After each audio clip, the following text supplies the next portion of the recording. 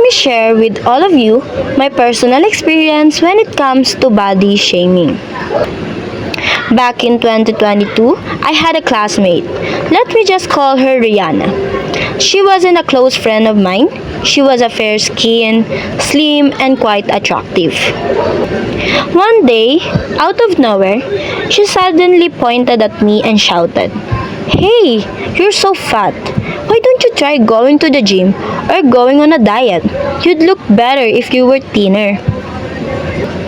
She said it loudly in the classroom so everyone heard, and some of my classmates even laughed.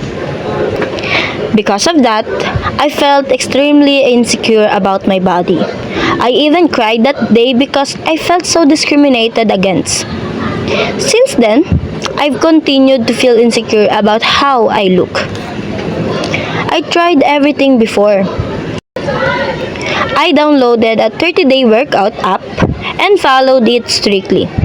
I drank only water and rarely ate rice because I was scared that if I ate too much, I'd gain weight again and ruin my diet. Even when I was already thin, I still saw myself as fat. That's why I wanted to share this story to raise awareness about how body shaming can deeply affect someone's feelings and self-esteem. Hi, my name is Rosela Villamor. So right now we're gonna tackle about this topic, which is body shaming. I know that some of you has a knowledge about this topic, but let me expand it to all of you, give you some meaning, explanation, example, and also a quote on how can affect someone if we do this kind of thing. Body shaming. Body shaming refers to an act of making negative or critical comments about someone's physical appearance. It involves mocking someone for being too fat, too thin, too small, too tall, too dark, or too light. In simple terms, it's when people judge others based on how their body looks instead of being who they really are. Body shaming can happen anywhere, at school, at home, on social media, or even among our friends. Sadly, many people doing it without realizing how it can affect someone mentally and emotionally. When someone experiencing body shaming, it can deeply affect their confidence and self-esteem.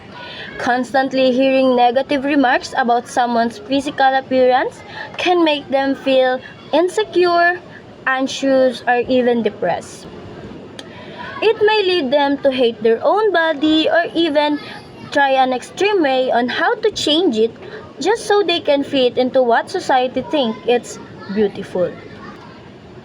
This shows how powerful and damaging words can be, especially when it comes to how a person feels about themselves.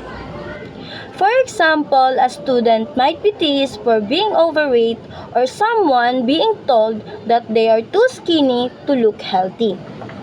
Others might be criticized for their skin color, their facial features, or even how they dress.